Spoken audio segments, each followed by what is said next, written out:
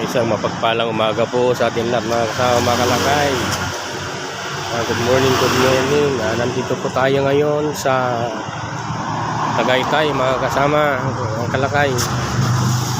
Dahil sa birthday ng ating kasamahan atin pong sinamahan ang kanyang 60th birthday ng kanyang tatay.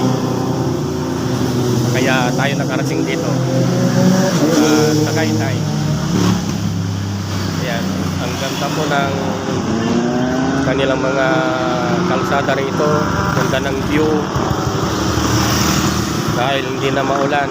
Kaya yan, napakaganda ng mamasyal dito sa Tagaytay mga kasama kalakay. Presko na yung araw, hindi pa gaano sumisikat kasi medyo makulimlim pa mga kasama kalakay. So ayan, magandang umaga ulit sa inyong mga kasama kalakay. God bless. Maraming salamat po sa inyong panonood.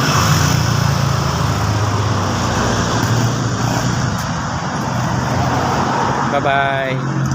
Salamat po.